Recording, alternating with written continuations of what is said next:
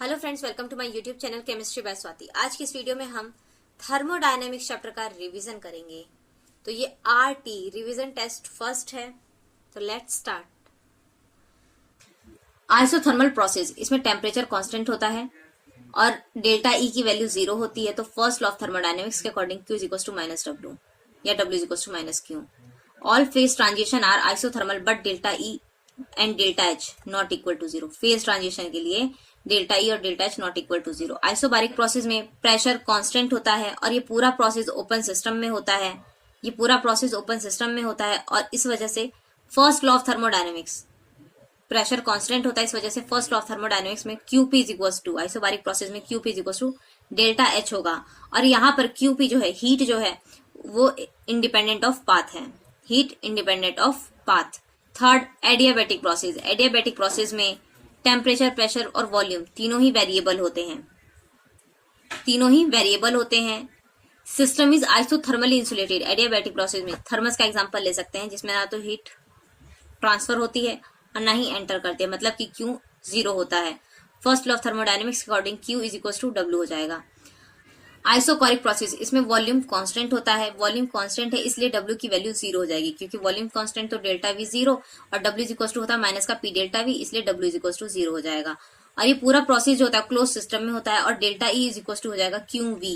Delta E क्या हो जाएगा? QV। और यहाँ पर Q हीट जो है वो इंडिपेंडेंट ऑफ पाथ है। साइक्लिक प्रोसेस में all state functions are 0। State function 0 मतलब कि डेल्टा E भी 0 हो जाएगा। तो फर्स्ट लॉ ऑफ थर्मोडायनेमिक्स के according Q is equal to minus W। Reversible और इरिवर्सिबल प्रोसेस। रिवर्सिबल प्रोसेस में इंपॉर्टेंट पॉइंट ये है कि Px इज इक्वल टू होता है P internal plus minus DP, और यहाँ पर P एक्सटर्नल वेरिएबल है। रिवर्सिबल प्रोसेस में P एक्सटर्नल वेरिएबल है और system is in virtual equilibrium at any state. Reversible process में system is in virtual equilibrium at any state. और irreversible process में P external is equal to P internal plus minus DP, और यहाँ पे irreversible process में P external constant होगा। Reversible process में driving force जो होता है वो लिटिल बिट ज्यादा होता है अपोजिंग फोर्स से, लेकिन इरिवर्सिबल प्रोसेस में ड्राइविंग फोर्स बहुत ज्यादा होता है अपोजिंग फोर्स से। इरिवर्सिबल प्रोसेस में वर्क का फॉर्मूला लगा सकते हैं, W is equal to NC delta T। W is equal to NC delta T, और दूसरा formula W is equal to minus का P delta V। Irreversible process में वर्क के लिए फॉर्मूला लगेगा W is equal to NC delta T और W is equal to minus P delta V। Work done in reversible isothermal के लिए formula लगेगा W reversible is equal to minus 2.303 nRT। W reversible is equal to minus 2.303 nRT log P1 by P2 या फिर V2 by V1 लिख सकते हैं। और इसी तरह delta S entropy change, delta S is equal to reversible isothermal process के लिए डेल्टा S का फॉर्मूला होगा 2.303 nR log V2 by V1। यहाँ पर टेम्परेचर नहीं है। Delta S is equal to क्या है? 2.303 nR log V2 by V1। और delta H is equal to reversible isothermal process में delta H is equal to होता है NCP डेल्टा T, और आइसोथर्मल में टेम्परेचर कांस्टेंट होता है, मतलब कि डेल्टा T की वैल्यू 0, तो इसलिए यहाँ पर एंथैल्पी चेंज डेल्टा H 0 हो जाएगा। रिवर्सिबल आइसोथर्मल प्रोसेस में डेल्टा H की वैल्यू 0 होगी, क्योंकि टेम्परेचर कांस्टेंट होता है तो डेल्टा T की वैल्यू 0 होगी, तो इस वजह से डेल्टा H 0 हो जाएगा। रिवर्सिबल आइसोथर्मल एक्सपेंशन में डेल्टा E की वैल्यू 0 होती है। डेल्टा E की वैल्यू 0 होगी, तो फर्स्ट लॉ ऑफ थर्मोडायनेमिक्स के according Q is equal to हो जाएगा minus W। Work done in reversible adiabatic process. Reversible adiabatic process के लिए वर्क डन का फॉर्मूला होगा, अगर प्रेशर और वॉल्यूम दोनों ही वेरिएबल हैं तो W is equal to P2 V2 minus P1 V1 upon gamma minus 1। Gamma Poisson ratio है, P2 V2 minus P1 V1 upon gamma minus 1। Gamma क्या है? Poisson ratio. W reversible is equal to NR delta T upon gamma minus 1। W reversible is equal to NR delta T upon gamma minus 1, और gamma की value होती है 5/3। Gamma की value होती है 5/3 for mono atomic ideal gas. Mono atomic ideal gas के लिए gamma की वैल्यू 5/3 होती है। मोनो अटोमिक आइडियल गैस के लिए गामा की वैल्यू 5/3। रिवर्सिबल एडियाबैटिक प्रोसेस में वर्क डन का formula W is equal to delta E is equal to N C V delta T. W is equal to delta E is equal to N C V delta T. तो यहाँ formula याद रखेंगे, delta E बराबर NCV delta T लग सकता है, या फिर W is equal to NCV delta T. Adiabatic process में वर्क डन के लिए फॉर्मूला रहेगा W is equal to NCV delta T. State function of reversible adiabatic process. Point out करने वाली बात है कि एडियाबैटिक प्रोसेस तो है, लेकिन reversible adiabatic process, reversible adiabatic process के में स्टेट इक्वेशन क्या होगी? पी वी की पावर गामा, पी वी की पावर गामा, टी वी की पावर गामा -1, टी वी की पावर गामा -1, तीसरा टी की पावर गामा पी की पावर 1 माइनस गामा। तीसरा क्या होगा? टी की पावर गामा पी की पावर 1 माइनस गामा। कांस्टेंट होंगे ये तीनों ही कांस्टेंट होंगे। पहला पी वी की पावर गामा, दूसरा टी वी की पावर गामा -1, तीसरा टी की पावर गामा पी की पावर 1 माइनस गामा कांस्टेंट होगा। तो जब कांस्टेंट है तो हम ये भी लिख सकते हैं P1 V1 की power gamma is equal to P2 V2 की पावर गामा। इसी तरह दूसरा फॉर्मूला T1 V1 की power gamma -1 is equal to T2 V2 की पावर गामा -1। वर्क जो है वो दो तरह का होता है, पीवी वर्क और non PV work. PV work में वॉल्यूम एसेंशियल होता है और नॉन पीवी वर्क में वॉल्यूम एसेंशियल नहीं है। तो पीवी वर्क दो तरह के होते हैं, इरिवर्सिबल वर्क और रिवर्सिबल वर्क। इरिवर्सिबल वर्क के लिए वर्क का फॉर्मूला लगेगा W is equal to minus का P डेल्टा V, और यहाँ पर P एक्सटर्नल जो होगा वो कांस्टेंट होता है। इरिवर्सिबल प्रोसेस में P एक्सटर्नल कांस्टेंट होता है। तो P external is equal to P2 gas, मतलब कि यहाँ पर जो P एक्सटर्नल है वो आउटसाइड पिस्टन, पिस्टन के बाहर की जो गैस है उसके प्रेशर के बराबर होगा। और रिवर्सिबल प्रोसेस में W इज इक्वल टू होता है माइनस का इंटीग्रेशन V1 से V2 PdV। P एक्सटर्नल जो होता है रिवर्सिबल प्रोसेस में P एक्सटर्नल वेरिएबल होता है और P external is equal to P।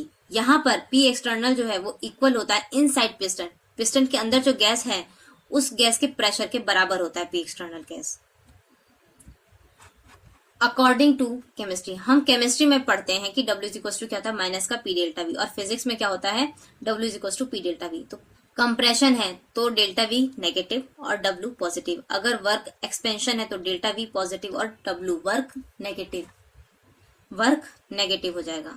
अगर कंप्रेशन वर्क है तो delta V negative, compression work है तो W पॉजिटिव और डेल्टा V नेगेटिव, और एक्सपेंशन वर्क है तो W नेगेटिव और delta V positive. Convention, sign convention क्या होगा? Q is equal to positive है तो हीट एब्जॉर्ब, नेगेटिव है तो हीट लॉस्ट। W पॉजिटिव है तो work done on the system, W negative है, वर्क नेगेटिव है तो work done by the system. Entropy, entropy में delta S is equal to होता है Q रिवर्सिबल बाय T, और इसकी यूनिट होती है जूल पर केल्विन या फिर कैलोरी पर केल्विन। और delta S is equal to होता है S final minus S initial. इसके फैक्टर्स क्या हैं? अगर number of moles, gaseous number of moles increase हो रहा है तो एंट्रोपी भी इंक्रीज होगी। फिजिकल स्टेट में गैस की एंट्रोपी ज्यादा, लिक्विड की उससे कम सॉलिड की, क्योंकि एंट्रोपी का मतलब होता है कि रैंडमनेस जितनी ज्यादा एंट्रोपी उतनी ज्यादा, और टेम्परेचर के डायरेक्टली प्रोपोर्शनल होता है। टेम्परेचर ज्यादा तो एंट्रोपी ज्यादा, प्रेशर ज्यादा तो एंट्रोपी कम, प्रेशर के इनवर्सली प्रोपोर्शनल होता है एंट्रोपी। मिक्सचर, सॉलिड और सॉलिड को मिक्स करें, लिक्विड और लिक्विड को मिक्स करें, और गैस को मिक्स करें तो सॉलिड की एंट्रोपी ज्यादा, सॉलिड प्लस सॉलिड की एंट्रोपी ज्यादा, लिक्विड प्लस लिक्विड की एंट्रोपी उससे कम, और गैस की एंट्रोपी उससे भी कम हो जाएगी।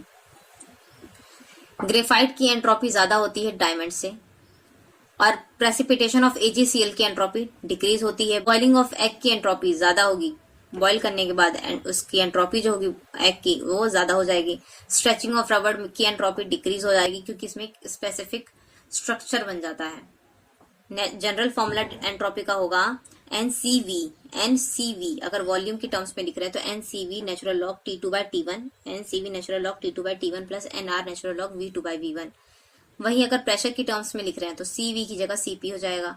तो delta S is equal to NCP natural log T2 by T1 plus NR natural log P1 by P2। Natural log हटाने के लिए हमेशा 2.303 से मल्टीप्लाई करते हैं। आइसोथर्मल प्रोसेस में एंट्रोपी में टेम्परेचर जो होता है वो कांस्टेंट होता है, इसलिए इसका फॉर्मूला यहाँ पे हो जाएगा 2.303 NR log V2 by V1 या P1 बाय P2, क्योंकि टेम्परेचर कांस्टेंट हो गया तो बचा क्या? Delta S is equal to NR natural log P1 by P2 या V2 by V1। Isochoric process में वॉल्यूम कांस्टेंट होता है, वॉल्यूम कांस्टेंट है तो इसके लिए क्या होगा? ये वॉल्यूम की टर्म्स 0 हो जाएगी, तो delta S is equal to NCV natural log T2 by T1 हो जाएगा, natural log T2 by T1 हो जाएगा। अगर एडियाबैटिक प्रोसेस है तो Q रिवर्सिबल 0 हो जाएगा, Q 0 तो डेल्टा S 0, मतलब कि S कांस्टेंट होता है, और जब S कांस्टेंट होगा, एंट्रोपी कांस्टेंट होगी तो उसको बोलते हैं आइसो एंट्रोपिक प्रोसेस। जब एस कांस्टेंट होगा तो उसको बोलते हैं आइसोएंट्रोपिक प्रोसेस। डेल्टा एस पॉजिटिव है तो स्पॉन्टेनियस, नेगेटिव है तो नॉन स्पॉन्टेनियस, जीरो है तो process is at equilibrium. Entropy change during phase transition. Delta S fusion, fusion है मतलब मेल्टिंग पॉइंट सॉलिड से लिक्विड में कन्वर्ट हो रहा है, तो डेल्टा एस एफ से fusion is equal to delta H F fusion. एक आता है boiling point temperature, vaporization. Boiling point temperature मतलब कि वेपराइजेशन हो रहा है और इसमें क्या होता है, लिक्विड वेपर में कन्वर्ट होता है, तो delta S vapour is equal to delta H vapour upon T. Delta H sublimation is equal to delta H upon delta T, delta H sublimation upon T.